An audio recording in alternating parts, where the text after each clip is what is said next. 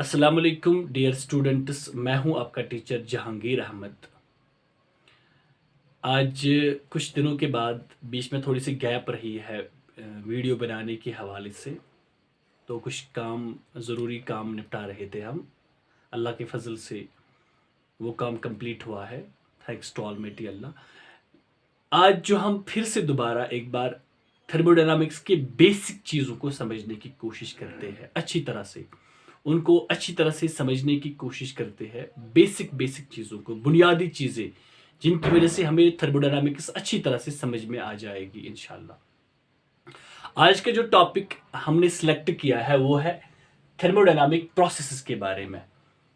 Process क्या होती है, पहले आप इस बात को समझ लीजिए। What does the word process means? Process एक ऑपरेशन होती है, ऑपरेशन। प्रोसेस को हम उर्दू में आमतौर से नाम कहते हैं, अमल। अमल कहते हैं प्रोसेस को हम। प्रोसेस, कोई प्रोसेस हो रही है, कोई काम चल रहा है, तो इस हवाले से हम प्रोसेस कह रहे हैं। तो प्रोसेस क्या होती है थर्मोडायनामिक्स में? प्रोसेस क्या होती है? मान लीजिए हमारे पास सिस्टम है, सिस्टम की कोई हालत है, यह है सिस्टम। सिस्टम अभी इस हालत में है कि इसका टेम्परेचर, इसका प्रेशर है P1, वॉल्यूम है V1, टेम्परेचर है T1। आप इस बात को समझ लीजिए अच्छी तरह से। हमारे पास थर्मोडायनामिक सिस्टम है, इसका प्रेशर है P1, वॉल्यूम है V1 और टेम्परेचर है T1। अभी फिलहाल हम इसको ऐसे समझ लेते हैं। अब कोई चेंज आ गई है। मैंने फिर से पहली बार आपको बताया है, ये जो P1, V1 और T1 है, ये इसकी स्टेट को डिफाइन करते हैं, स्टेट को डिफाइन करते हैं। That is why P1, V1 और T1, PVT, इनको हम कहते हैं state variables. They are also called as state variables. मैंने आपको पिछली बार बताया है, they are called as state variables. आपको बिल्कुल अच्छी तरह से याद होगा। अब देखो, अब इन स्टेट वेरिएबल्स में हमने कोई चीज इनमें से चेंज कर दिया। सपोज हमने वॉल्यूम को चेंज कर दिया, मतलब वॉल्यूम को हमने, चाहे वॉल्यूम को हमने घटाया या बढ़ाया, एक्सपेंशन हुई है, कंप्रेशन हुआ है, वॉल्यूम को हमने कम किया या ज्यादा किया है। सपोज हमने वॉल्यूम को चेंज कर दिया, इन तीनों में से हमने वॉल्यूम को चेंज कर दिया, और वॉल्यूम चेंज करने की वजह से सिस्टम जिस हालत में था पहले, स्टेट फर्स्ट में था, अब जब हमने वॉल्यूम को चेंज कर दिया तो सिस्टम अब दूसरी हालत में चला जाएगा। मान लीजिए सिस्टम का जो अब स्टेट है वो भी बदल जाएगी, इसकी हालत बदल जाएगी। तो ये स्टेट फर्स्ट से होकर स्टेट सेकंड तक जाएगा, स्टेट सेकंड तक। तो यहां पर मान लीजिए प्रेशर P1 है, वॉल्यूम अब नहीं वो रहे, वॉल्यूम वो V2 रहा है और टेम्परेचर T1 रहा है। आप इस बात को अच्छे से समझ लीजिए। अब जो हमने जो ऑपरेशन की है, जिस ऑपरेशन की वजह से इसकी स्टेट में चेंज आ गई है, from state 1 to state 2, the operation, आप इस बात को अच्छे से समझ लीजिए।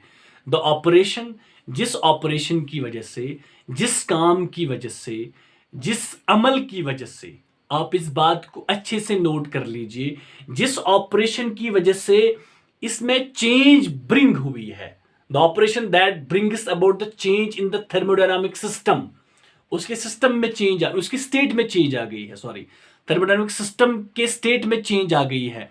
और सिस्टम पहले स्टेट 1 में था, अब किसी भी वेरिएबल को चेंज करने के बाद वो स्टेट सेकंड में पहुंची है। This is called as process. इसको हम कहते हैं बच्चे नाम प्रोसेस। सो हम प्रोसेस की अगर डेफिनेशन यहां पे लिखेंगे, the operation which brings about the changes in the thermodynamic system, उसके सिस्टम में, स्टेट ऑफ द सिस्टम, उसके स्टेट ऑफ सिस्टम में चेंज, प्रोसेस, वो प्रोसेस मैं यहां पे लिखूंगा, द ऑपरेशन, वो operation that brings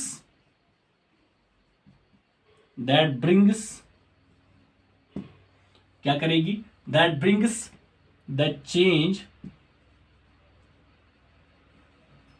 in the, इसमें state of a thermodynamic system.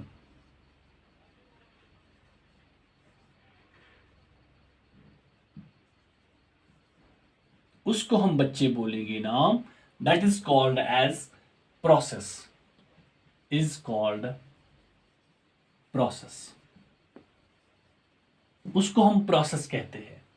आप इसको फिर से दोबारा समझ लीजिए, जिसकी वजह से हमारा सिस्टम अगर सिस्टम स्टेट पहले इस हालत में था, अब इसकी हालत तब्दील हो गई है, स्टेट सेकंड में चला गया है, तो जिसकी वजह से इसकी हालत चेंज हुई है, इस प्रोसेस को, जब इसकी हालत पहले स्टेट 1 में थी और स्टेट सेकंड में हुई है, अब इस चेंज को बच्चे हम नाम बोलते हैं process. This is called as process.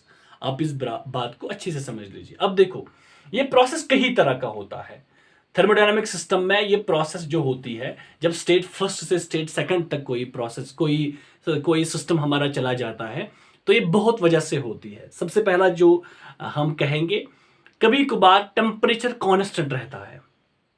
अगर for example system from state first to state second चला गया, पहले स्टेट से लेकर पहली हालत से लेकर दूसरी हालत में चला गया, मुबद्दल हो गया, पहली स्टेट से दूसरी स्टेट में चेंज हुआ है, तब्दील हुआ है, from first state to second state, लेकिन टेम्परेचर वैसे का वैसा ही रहा, जैसे पहला था वैसे ही का वैसा ही रहा है। बाद में टेम्परेचर पे कोई फर्क नहीं पड़ा। जैसे कि टेम्परेचर मान लीजिए पहले स्टेट में भी 50 था, मान लीजिए ये हमारे पास सिस्टम है, इसको आप समझ लीजिए, ये पहली हालत में से दूसरी हालत में चला गया, from state first to state second, लेकिन जो टेम्परेचर इसका, मान लीजिए अगर इसका टेम्परेचर पहली हालत में टेम्परेचर 25 डिग्री सेंटीग्रेड था, जब स्टेट सेकंड में पहुंचा है ये, तब भी इसका टेम्परेचर 25 डिग्री सेंटीग्रेड था। टेम्परेचर पे कोई फर्क नहीं पड़ा है, टेम्परेचर वैसे का वैसा ही रहा है। ऐसी प्रोसेस को जिसमें टेम्परेचर कांस्टेंट रहेगा, that is called as isothermal process. आप फिर से समझो, the process in which temperature will remain constant, that is called as isothermal process. तो इन ऑपरेशंस की, इन प्रोसेसेस की बहुत सारी टाइप्स हैं, तो यहां पर हम उनके टाइप्स को यहां पर आराम से आपके सामने बताएंगे कौन कौन से टाइप्स है। तो पहला टाइप जो है, that is called as isothermal process. Isothermal process, isothermal process वो प्रोसेस होती है जब हम किसी सिस्टम में चेंज लाएंगे, लेकिन टेम्परेचर पहले का पहला ही रहेगा, उसमें कोई चेंज नहीं आएगी। That is called as isothermal process. इस प्रोसेस में a process in which temperature जो टेम्परेचर की चेंज है वो क्या रहेगी, वो रहेगी constant. A process in which the temperature remains constant, temperature वो कांस्टेंट रहेगा, रिमेन्स कांस्टेंट। कब? Before and after the change, before and after the change. जब चेंज हुई है तब भी, मतलब जब चेंज से पहले और चेंज के बाद टेम्परेचर वैसे का वैसा रहेगा, मतलब टेम्परेचर चेंज नहीं होगा। Delta T, change in temperature equal to 0 होगा, मतलब टेम्परेचर पे कोई फर्क नहीं पड़ेगा। So we call this as isothermal process. पहला भी वही टेम्परेचर था, अब भी वही टेम्परेचर है। ये एक प्रोसेस हुई है, एक टाइप हुई है थर्मोडायनामिक प्रोसेस की। दूसरा टाइप, अब अगर प्रेशर कांस्टेंट रहेगा, प्रेशर मतलब हमारा जो थर्मोडायनामिक सिस्टम था वो स्टेट ए से लेकर स्टेट बी तक चला गया, फ्रॉम ए टू बी चला गया, एक हालत से लेकर दूसरी हालत तक चला गया, लेकिन उसका जो प्रेशर था पहले वो वैसा का वैसा ही रहेगा, उस पर कोई फर्क नहीं पड़ेगा। उसके दबाव पे, प्रेशर को हम दबाव कहते हैं, उसके दबाव पे कोई फर्क नहीं पड़ेगा। दबाव जितना पहले था सिस्टम का उतना ही अब बाद में भी रहेगा, मतलब प्रेशर सेम रहेगा, कांस्टेंट रहेगा, उसमें कोई चेंज नहीं आएगी। तो ऐसी इस प्रोसेस को हम बच्चे बोलेंगे नाम आइसोबैरिक प्रोसेस। तो यहां पर मैं लिखूंगा दूसरा टाइप जो है, that is called as isobaric. Isobaric process मतलब क्या होती है? एक ऐसी प्रोसेस जब हमारा सिस्टम स्टेट ए से लेकर स्टेट बी तक चला जाएगा, लेकिन उसके प्रेशर पे कोई फर्क नहीं पड़ेगा। जितना स्टेट ए में प्रेशर था उतना ही स्टेट बी में भी प्रेशर रहेगा, मतलब डेल्टा पी इसमें 0 के बराबर रहेगा। चेंज इन प्रेशर कुछ भी नहीं होगी, प्रेशर जितना पहले था उतना ही बाद में भी होगा। So we call this process as isobaric process. आप इस बात को समझ लीजिए, आइसोबैरिक प्रोसेस। अब एक नई प्रोसेस है, एक और प्रोसेस होती है। तो तीसरा वाली प्रोसेस जो हमारी है, the third one, that is called as, the third type जो हमारी है, that is called as isochoric process. Isochoric process ये क्या प्रोसेस, आइसोकोरिक प्रोसेस मतलब क्या होता है, इस what does it mean? Isochoric process एक ऐसी प्रोसेस होती है जब थर्मोडायनामिक सिस्टम में स्टेट फर्स्ट से लेकर स्टेट सेकंड तक हालत तब्दील हो रही है, from state first to state second, लेकिन वॉल्यूम की जो चेंज है वो जीरो के बराबर रहेगी। जितना वॉल्यूम पहले था उतना ही वॉल्यूम बाद में भी होगा, मतलब वॉल्यूम चेंज नहीं होगा, वॉल्यूम कांस्टेंट रहेगा। जितना, मान लीजिए हमारे पास ये एक सिस्टम है, ये हमारा सिस्टम ए है, ए हालत में है सिस्टम, स्टेट ए में। अब इसका टेम्परेचर भी चेंज हुआ, प्रेशर भी चेंज हुआ, लेकिन जितना इसने वॉल्यूम ऑक्यूपाई किया है, स्पेस इसने ऑक्यूपाई की है, वो पहले भी उतनी थी। अब बाद में जितना भी इसका वॉल्यूम ऑक्यूपाई किया है दूसरी हालत में, स्टेट सेकंड में, वो वॉल्यूम उतना ही है पहले जैसा, तो वॉल्यूम में कोई फर्क नहीं पड़ा है। तो ऐसे सिस्टम को, ऐसी प्रोसेस को जिसमें वॉल्यूम कांस्टेंट रहेगा, उसको हम बच्चे बोलेंगे नाम आइसोकोरिक प्रोसेस। तो यहां पर कौन सा चीज कांस्टेंट रहेगा? Delta V is equal to zero. Delta V यहां पर जीरो के बराबर होगा। तो आप समझ लीजिए तीन टाइप के प्रोसेस, तीन नहीं चार टाइप के होते हैं। एक होती है हमारी आइसोथर्मल नंबर 1, और दूसरा वाला होता है हमारे बच्चे आइसोबैरिक, और तीसरा वाला होता है आइसोकोरिक। और एक टाइप की प्रोसेस होती है, यहां मैं आपको समझाऊंगा द थर्ड प्रोसेस क्या होती, चौथी प्रोसेस क्या होती है। एक ऐसी प्रोसेस होती है जिस प्रोसेस में हीट की वजह से एनर्जी ट्रांसफर नहीं हो रही है, हीट की वजह से एक्सचेंज ऑफ एनर्जी नहीं हो रहा है। मैंने पहले आपको बताया heat is just a mode of transfer of energy. अब एक ऐसा सिस्टम हमारे पास है जो सिस्टम न हीट एक्सचेंज कर रहा है, न फ्रॉम सिस्टम टू सराउंडिंग न हीट आ रही है, न हीट की वजह से एनर्जी आ रही है, न हीट की वजह से एनर्जी जा रही है। मतलब सिस्टम में जो हीट है ओवरऑल, चेंज इन हीट जो हम कहेंगे, change in energy because of heat, ऐसे हम कहेंगे change in energy because of heat. या हम डायरेक्टली हम यहां पे समझने के लिए हीट ना अंदर आ रही है और ना बाहर जा रही है, ऐसे सिस्टम को हम बच्चे ऐसे, और प्रोसेस हो रही है हमारा सिस्टम फ्रॉम स्टेट फर्स्ट से लेकर स्टेट सेकंड तक चेंज हो रहा है, उसकी हालत तब्दील हो रही है, लेकिन हीट की वजह से नहीं, हीट वैसे की वैसे रहेगी, हीट एक्सचेंज नहीं हो रही है। तो बच्चे उसको हम बोलेंगे नाम एडियाबैटिक प्रोसेस। तो आप समझ लीजिए एडियाबैटिक प्रोसेस क्या होती है। It's a process in which no heat exchange takes place between system and surrounding. तो यहां पर मैं लिखूंगा चौथी process, that is called as adiabatic process. Adiabatic process, adiabatic process क्या होती है? एक ऐसी प्रोसेस जिसमें no energy exchange because of heat takes place, लेकिन फिर भी प्रोसेस हो रही है, लेकिन फिर भी सिस्टम स्टेट ए से लेकर स्टेट सेकंड तक हो रहा है। तो ऐसी प्रोसेस को हम बच्चे बोलेंगे नाम एडियाबैटिक प्रोसेस। तो यहां पर डी क्यू जो चेंज इन हीट होगी, energy change because of heat, तो हम डायरेक्टली यहां पर डी क्यू लिख सकते हैं। तो समझने के लिए डी क्यू ही लिखना होता है, change in heat, small change in heat जो हो रही है, हीट की वजह से वो क्या हो रहा है, वो इक्वल टू जीरो है, मतलब न हीट आ रही है न हीट जा रही है, लेकिन फिर भी प्रोसेस हो रहा है। ऐसे सिस्टम को हम नाम बोलेंगे एडियाबैटिक सिस्टम। तो बच्चे आप फिर से समझ लीजिए, एक ऐसी प्रोसेस जिस प्रोसेस में हीट एक्सचेंज नहीं हो रही है फ्रॉम सिस्टम टू सराउंडिंग और फ्रॉम सराउंडिंग सिस्टम, लेकिन फिर भी हमारा सिस्टम स्टेट ए से लेकर स्टेट बी तक चेंज हो रहा है।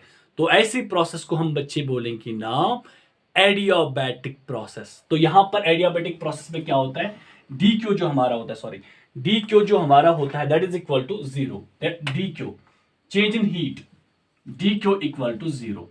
आप ऐसे समझ लीजिए।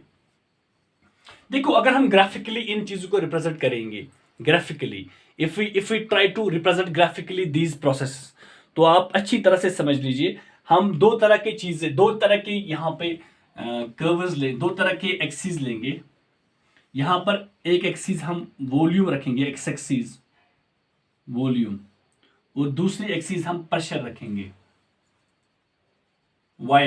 This is Y axis and this is X axis.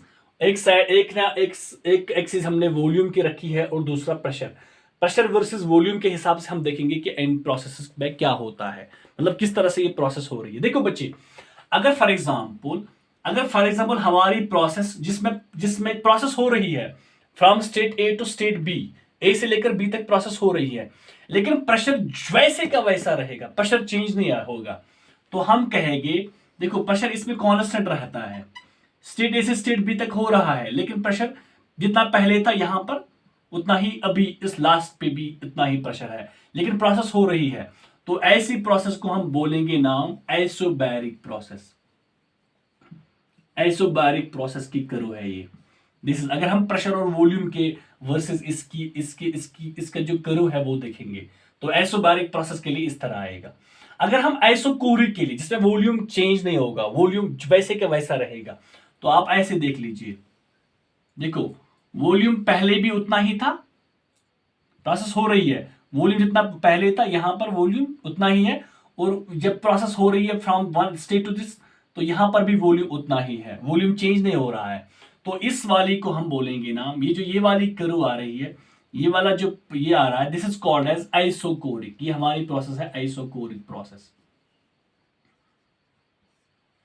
तो यहां पर हम देखेंगे तो यहां पर ये बिल्कुल आइसोबैरिक प्रोसेस में ये बिल्कुल ये जो कर्व है वो पैरेलल टू वॉल्यूम एक्सिस है, और आइसोकोरिक प्रोसेस में ये जो ये वाली कर्व है, this is parallel to pressure axis. Pressure axis के बिल्कुल ये व्हाट इज कॉल्ड एज इसके पैरेलल है। अब अगर हम बात करेंगे एडियाबैटिक और आइसोथर्मल की, तो उनमें से सीधे हमारी प्रोसेस ऐसे रहेगी, वो चेंज होगी। एडियाबैटिक या आइसोथर्मल प्रोसेस के लिए वो चेंज हो जाएगी। This is for adiabatic and this is for isothermal. इन चीजों को हम ऐसे समझ लेते हैं ग्राफिकली। ये ग्राफिकल रिप्रेजेंटेशन है, ग्राफिकल रिप्रेजेंटेशन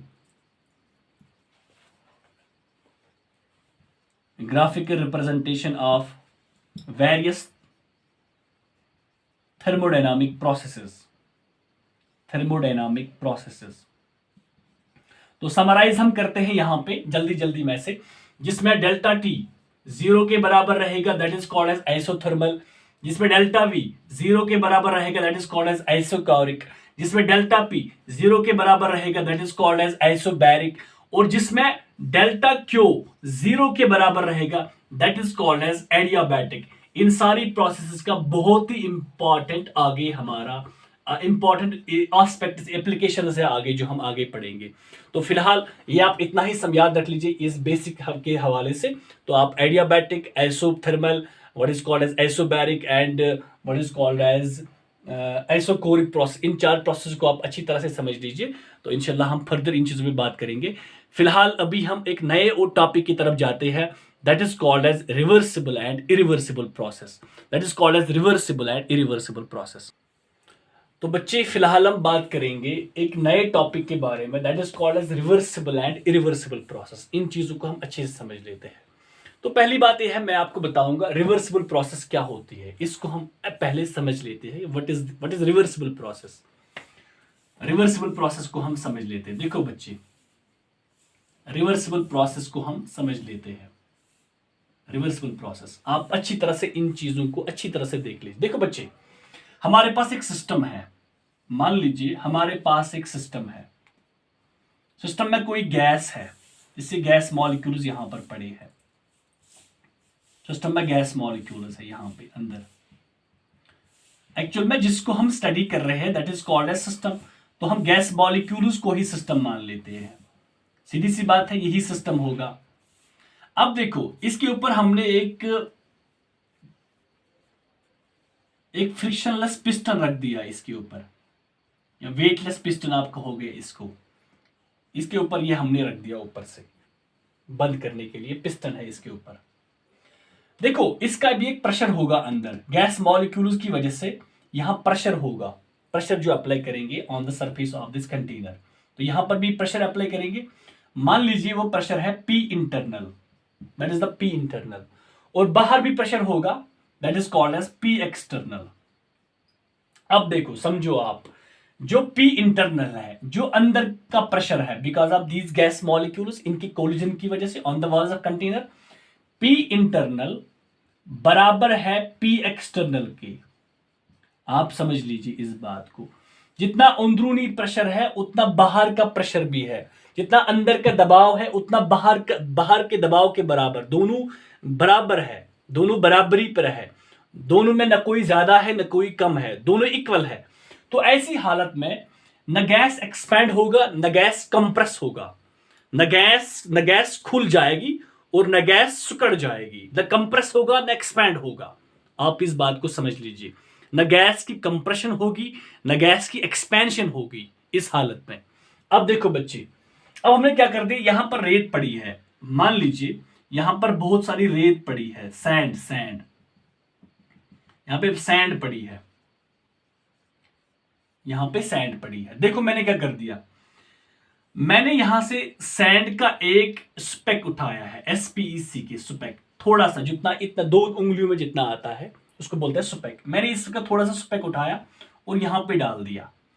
तो स्पेक की वजह से जब मैंने यहां पे स्पेक डाल दिया, थोड़ा सा रेत का इधर ऊपर डाल दिया, थोड़ा सा रेत मैंने डाल दिया इधर, मान लीजिए मैंने डाल दिया रेत इसके ऊपर। तो जब मैंने रेत इसके ऊपर डाल दी तो ये जो है ये पिस्टन ये नीचे थोड़ा आएगा, सपोज ये पिस्टन इधर नीचे आएगा, इतना थोड़ा सा, बहुत ही कम, इनफाइनाइटेसिमली स्मॉल, बहुत ही कम नीचे आएगा। प्रोसेस हो रही है, मतलब ये जो पिस्टन है ये आ रहा है लेकिन हमें पता ही नहीं चल रहा है कि जैसे कि ये नीचे आ रहा है। और दूसरी बात क्या है, और जल्दी से इक्विलिब्रियम में पहुंच जाता है, यानी इंटरनल प्रेशर और एक्सटर्नल प्रेशर दोनों बराबर हो जाते हैं थोड़ी देर में। आपको समझ आया? तो यहां पर आप इसको समझ लीजिए, मैंने यहां से थोड़ा सा स्पेक सैंड का उठाया, इसके ऊपर रख दिया, तो यहां पर थोड़ी सी चेंज आती है, पिस्टन नीचे आता है लेकिन पता ही नहीं चलता है कितना नीचे आया है। तो थोड़ी देर में वो फिर से इक्विलिब्रियम की तरफ आ रहा है। आपको समझ आया?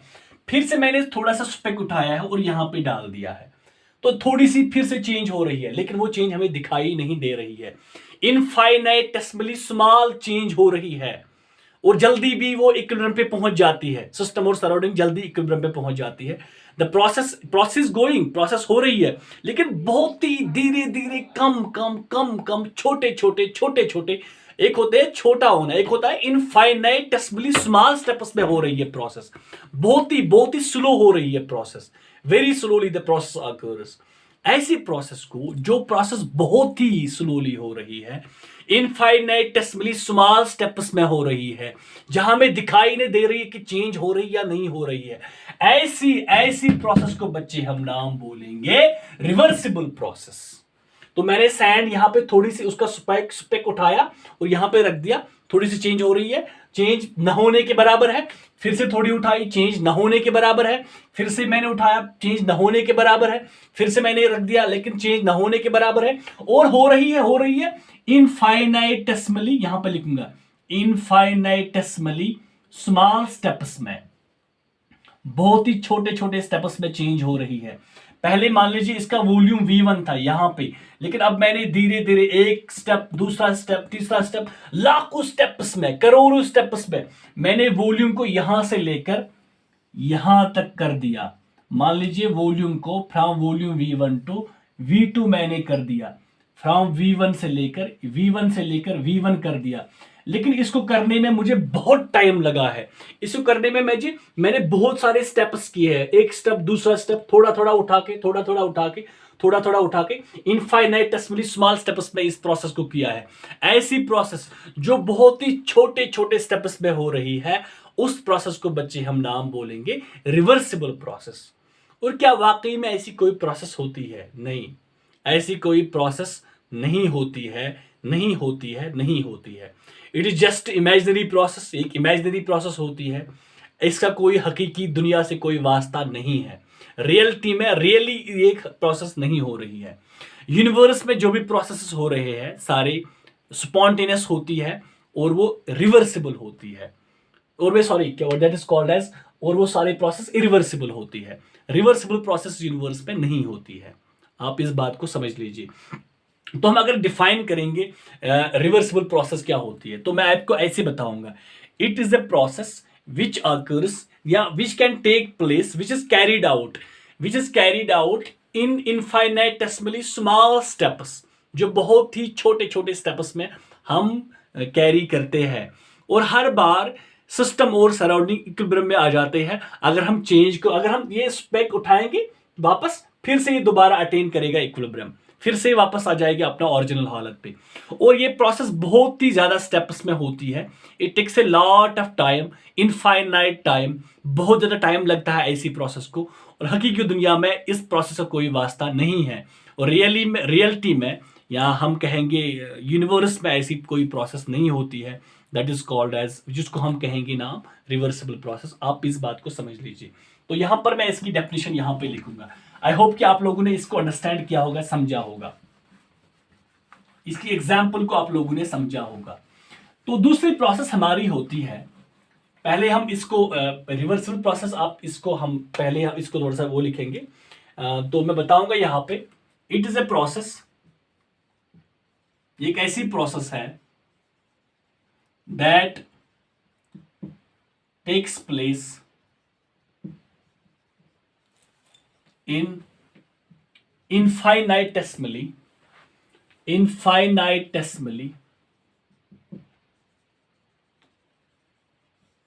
small steps,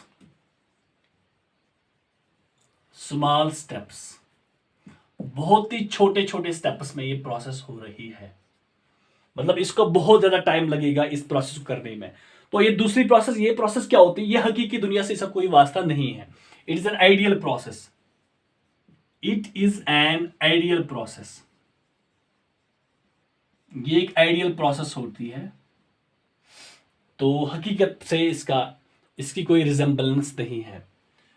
और तीसरा पॉइंट ये है, इसको लगेगा, इस प्रोसेस को करने के लिए हमें बहुत ज्यादा टाइम लगेगा। रिवर्सिबल प्रोसेस को it will complete in infinite time.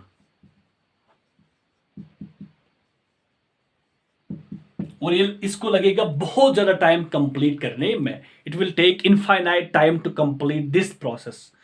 तो यहां पर हम ये बात कहेंगे, अगर हम इस प्रोसेस में वर्क कंप्लीट करें, वर्क कैलकुलेट करेंगे, वर्क कितनी वर्क हो रही है। देखो मैं थोड़ा सा रेत उठा रहा हूं, यहां पे समझो, इधर समझो, ये मैंने यहां पे सिस्टम रख दिया, यहां पे रेत रख दी, तो मैं यहां से एक दाना उठा रहा हूं, यहां पे डाल रहा हूं, ये काम कर दिया मैंने। फिर से मैं उठा रहा हूं, यहां पे रखता हूं, फिर से मैं यहां पे रखता हूं, यहां पे रखता हूं, यहां पे उठाए, यहां पे रखता हूं, यहां से उठाए, यहां पे रखता हूं।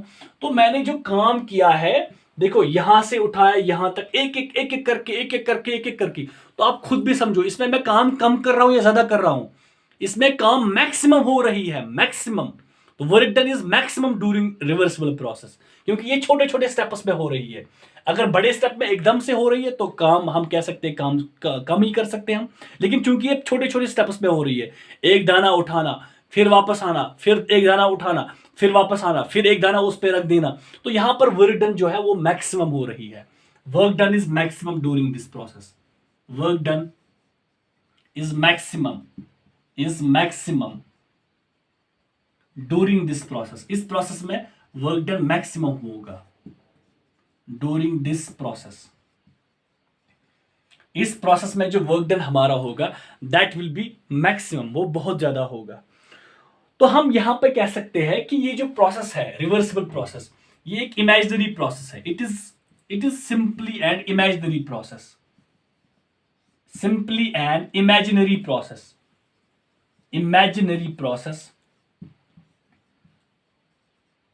It is simply and imaginary, एक इमेजिनरी प्रोसेस है ये। और इसका हम हकीकी दुनिया से इसका कोई वास्ता नहीं है। तो हम इस तरह कैसे, it is simple and imaginary process and cannot be realised in actual situation. और हम इसको एक्चुअल सिचुएशन में रियलाइज नहीं कर सकते हैं। And it cannot be, this is cannot, CANNOT, cannot be and cannot be realised in, इसको हम रियलाइज नहीं कर सकते इन एक्चुअल सिचुएशन। हकीकत में इसको हम एक्चुअल सिचुएशन में रियलाइज नहीं कर सकते हैं। लेकिन यहां पर अगर आपसे कहा जाएगा कि बताओ इसमें वर्क डन कितना होगा, अगर फॉर एग्जांपल ऐसी प्रोसेस कोई हो रही है, तो यहां पर आपको याद रखना पड़ेगा इसमें जो वर्क डन है वो बहुत ज्यादा होगा। Work done is maximum. और ये कंप्लीट होगी क्या, ये कभी प्रोसेस ऐसी कंप्लीट नहीं, it will not complete. Reversible process कभी कंप्लीट नहीं होगी। और दूसरी बात, इसका टाइम कितना लगेगा, it will complete in infinite period of time. और ये क्या प्रोसेस है, ये कोई रियल प्रोसेस या आइडियल प्रोसेस, तो आप कहोगे it is simple and ideal process.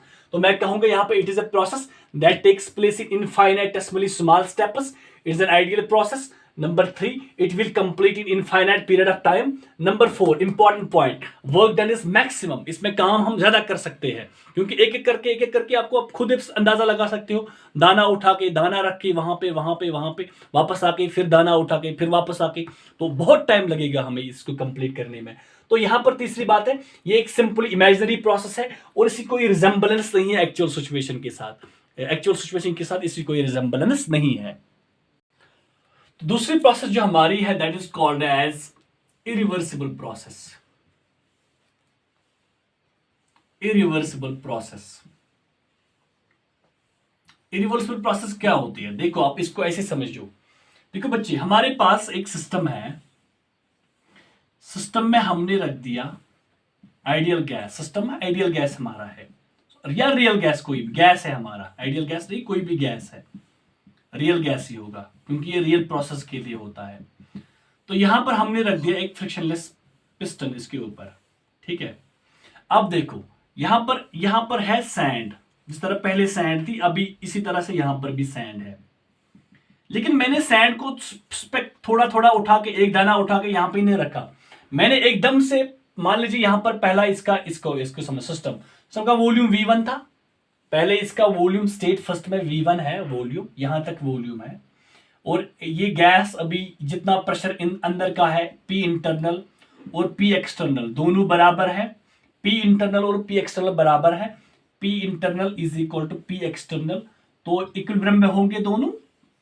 अब देखो क्या हो गया, मैंने पूरा सैंड उठाया और इसके ऊपर रख दिया एकदम से, सडन में मैंने पूरा एकदम एक ही स्टेप में इसको पूरा सैंड को यहां पे रख दिया, पूरी सैंड जो यहां पर पड़ी थी इसको सब उठा के यहां पे डाल दिया। तो आप खुद समझो, अगर मैंने एकदम से रख दिया तो प्रोसेस एकदम से इसका प्रेशर ऊपर बढ़ेगा, पी एक्सटर्नल बढ़ेगा, पी एक्सटर्नल बढ़ने की वजह से पी इंटरनल अंदर घटेगा, पी इंटरनल से पी एक्सटर्नल ज्यादा होगा, तो देखो पी एक्सटर्नल ज्यादा होगा as compare to P internal, तो एकदम से गैस कंप्रेस हो जाएगा। तो वॉल्यूम अगर पहले V1 था अब ये डायरेक्टली नीचे आ जाएगा और एकदम से volume from V1 to V2 आ जाएगा, तो हमारा गैस कंप्रेस हो जाएगा। तो वॉल्यूम फ्रॉम V1 टू एकदम से नीचे आ गया, from V1 to V2 because of more pressure, जब हमने पूरा एकदम से रख दिया। ऐसी प्रोसेस, जो process in a finite period of time में होती है, तुरंत होती है, जल्दी होती है और एक ही स्टेप में होती है, मतलब ज्यादा स्टेप्स नहीं लगते इसमें, ऐसी प्रोसेस को बच्चे हम नाम बोलते हैं इरिवर्सिबल प्रोसेस। और इरिवर्सिबल प्रोसेस स्पॉन्टेनियस होती है, ऐसी प्रोसेस जो खुद ब खुद होती है, स्पॉन्टेनियस प्रोसेस। स्पॉन्टेनियस प्रोसेस मतलब होती है एक ऐसी प्रोसेस, जैसे कि मैं आपको बताऊंगा, it is spontaneous in nature. Spontaneous process मैं आपको बताऊंगा, यहां पर एक पहाड़ है, पहाड़ के ऊपर रॉक है यहां पे, और ऊपर से किसी बंदे ने इसके ऊपर ड्राइविंग फोर्स लगा दिया, लात मार दी इसको, ड्राइविंग फोर्स ये नीचे गिराने के लिए, ये तुरंत ऊपर से नीचे आ जाएगी, एकदम से नीचे आ जाएगी फ्रॉम टॉप टू बॉटम। तो हम कहेंगे इस प्रोसेस में एकदम से, यहां पर पहले यहां पर सिस्टम था, अब ये नीचे यहां पे आ रहा है, प्रोसेस हो रही है। तो ये प्रोसेस पहले सिस्टम यहां पे था, अब ये नीचे आ रहा है, तो तुरंत यहां पे प्रोसेस हो रही है, तो हम कहेंगे this is actually irreversible process. तो एक प्रोसेस वो होती है जिसमें बहुत ज्यादा टाइम लगता है, और एक प्रोसेस वो होती है बहुत बहुत जल्दी होती है, that is called as irreversible process. और नेचर की सारी प्रोसेसेस आमतौर से सारी प्रोसेसेस इरिवर्सिबल इन नेचर होती है, और वो irreversible process actually spontaneous process. तो इसके बारे में थोड़ा सा मैं लिखूंगा, आप इन चीजों को अच्छे से समझो, ये कोई बड़ा मसला नहीं है इन चीजों को समझने, दिस इज वेरी सिंपल, और कोई इतना मुश्किल चीज भी नहीं है। तो हम यहां पे कहेंगे it is a process that takes place through irreversible path. It is a process that takes place through irreversible path.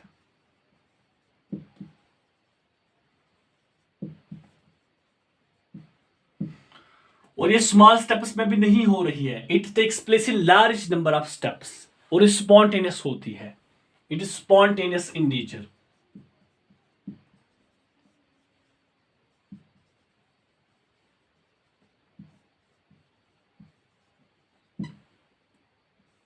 तीसरी बात, इसका जो इक्विलिब्रियम आता है, इसका जो इक्विलिब्रियम आता है वो जल्दी अटेन नहीं होता जिस तरह उस तरह में उसमें अटेन होता है।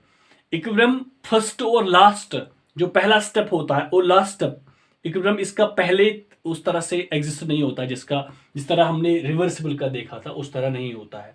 और इसमें जो वर्क डन होती है, वर्क डन वो बहुत ही कम होती है, एकदम से हमने इसके ऊपर रख दिया और वर्क हो गई है। तो यहां पर हम कहेंगे work done is minimum, work done is minimum, minimum कम है work done as compare to reversible process. और तीसरी प्रोसेस ये एक फाइनाइट पीरियड ऑफ टाइम में होती है, it completes in a finite period of time, it completes in a finite, finite मतलब होता है डेफिनिट, यहां डेफिनिट हम लिखेंगे, definite period of time, period of time. और ये कंप्लीट भी होती है, और ये ऐसी नहीं है कि ये इनकम्प्लीट होगी, नहीं, ये कंप्लीट होती है, नेचुरल प्रोसेस होती है, it is a natural process, natural process. और ऐसा नहीं है कि ये रियलाइज नहीं, इसको हम रियलाइज कर सकते हैं, and can be realised in nature, इसको हम आराम से रियलाइज कर सकते हैं, and can be realised in actual situation, इसको हम एक्चुअल सिचुएशन में रियलाइज कर सकते हैं। आप इन पॉइंट्स को नोट कीजिए प्लीज। फिलहाल मैं आपको एक इंपॉर्टेंट बात, अगर हो सके तो आप स्क्रीनशॉट भी ले सकते हैं इन चीजों का। फिलहाल मैं आपको एक इंपॉर्टेंट बात बताऊंगा जो कि बहुत ही इंपॉर्टेंट बात है आपको समझने के लिए। देखो बच्चे, उस इंपॉर्टेंट बात को हम समझ लेते हैं, उसके बाद हम अपना आज का लेक्चर कंप्लीट करते हैं। देखो, इरिवर्सिबल और रिवर्सिबल प्रोसेस, एक होती है हमारी रिवर्सिबल, एक होती है हमारी इरिवर्सिबल। इरिवर्सिबल प्रोसेस, एक होती हमारी है रिवर्सिबल प्रोसेस। आप समझ लो इन चीजों को। देखो बच्चे, गैस है हमारा, यहां पर गैस मॉलिक्यूल्स है, ऊपर से पिस्टन लगा हुआ है, ऊपर से पिस्टन लगा हुआ गैस, मान लीजिए। अब आप देखो, एक होता है जो गैस को हम, जब हम गैस को कंप्रेस करना चाहते हैं, गैस को कंप्रेस करना चाहते हैं, that is called as driving force, driving force. जब हम चेंज करना चाहते हैं, एक होता है जो चेंज को रेजिस्ट करेगा, जो चेंज नहीं होने देगा, उसको हम बोलेंगे ना अपोजिंग फोर्स। अपोजिंग फोर्स, दो तरह के फोर्स होते हैं, एक होता है ड्राइविंग फोर्स जो चेंज होना, जो प्रोसेस जारी रखना चाहता है, जो प्रोसेस कराना चाहता है, that is called as driving force, the force that actually wants to do the process, जो प्रोसेस को कराना चाहता है, that is called as driving force. और जो इसको अपोज करेगा प्रोसेस को, that is called as opposing force. अब देखो यहां पर इरिवर्सिबल में, यहां पर रेत थी, मैंने रेत का एक दाना उठाया, तो आप देखो, खुद देखो, एक है ड्राइविंग फोर्स और दूसरा है अपोजिंग फोर्स। ड्राइविंग फोर्स मान लीजिए सपोज ऊपर जो मैंने रेत डाल दिया ड्राइविंग फोर्स का, वो मान लीजिए वो 0.001 न्यूटन का है, और उसको अपोज करने वाला फोर्स भी तकरीबन उसी के बराबर है, 0.0001 ऐसे करके, 0.001 ये इस तरह से है, 1 2 होगा, ये 1 0 होगा, ऐसे करके मान लीजिए 0.0012 न्यूटन, और इसका जो अपोज है वो है 0.0010 न्यूटन। तो आप देखो यहां पर ड्राइविंग फोर्स और अपोजिंग फोर्स में बहुत ही कम फर्क है, आप इस बात को समझो। इसमें रिवर्सिबल प्रोसेस में ड्राइविंग फोर्स और अपोजिंग फोर्स में बहुत ही कम डिफरेंस है, there is very small difference between driving and opposing force in case of reversible process. इसी वजह से इसका इक्विलिब्रियम जल्दी अटेन होता है, इसी वजह से इसका इक्विलिब्रियम जल्दी अटेन होता है। तो लेकिन यहां पर आप देखो, यहां पर होगा एक फोर्स होगा ड्राइविंग फोर्स, ड्राइविंग जो ड्राइव कर रहा है प्रोसेस को, और एक कहता है अपोजिंग फोर्स। लेकिन आप देखो खुद ही, जब हमने ऊपर से एक बड़ा पत्थर इस पे रख दिया है फ्रिक्शनलेस पिस्टन में, इनके साथ इरिवर्सिबल प्रोसेस, तो वो बहुत ज्यादा है, ड्राइविंग फोर्स जो प्रोसेस को कराना चाहता है वो बहुत ही ज्यादा है as compare to opposing force. तो यहां पर ड्राइविंग फोर्स और अपोजिंग फोर्स में, इनके साथ इरिवर्सिबल प्रोसेस, ड्राइविंग फोर्स और अपोजिंग फोर्स में लार्ज डिफरेंस है। तो ये इंपॉर्टेंट पॉइंट है, आप इसको नोट कर लीजिए, मैं आपको यहां पे लिख के भी दूंगा ताकि आप इसको अच्छे से समझोगे। ये बहुत ही इंपॉर्टेंट बात है, तो मैं यहां पे लिखूंगा, दिस इज वेरी इंपॉर्टेंट बात, अच्छी बात है ये समझने के लिए for your exam, competitive examination point of view. In case of, यहां पे मैं लिखूंगा नोट करके, note in case of reversible process, there is small difference, there is very small difference between driving force and opposing force। आप इस बात को अच्छे से समझो, फिर से अपने दिमाग में इस बात को उतारो। यहां पर रिवर्सिबल प्रोसेस में ड्राइविंग फोर्स और अपोजिंग फोर्स के बीच बहुत ही कम डिफरेंस होती है, कम गैप होती है। लेकिन इन case of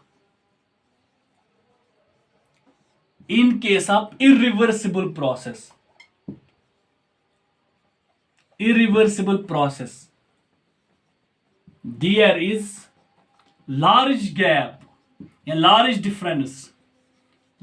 difference between driving force and opposing force।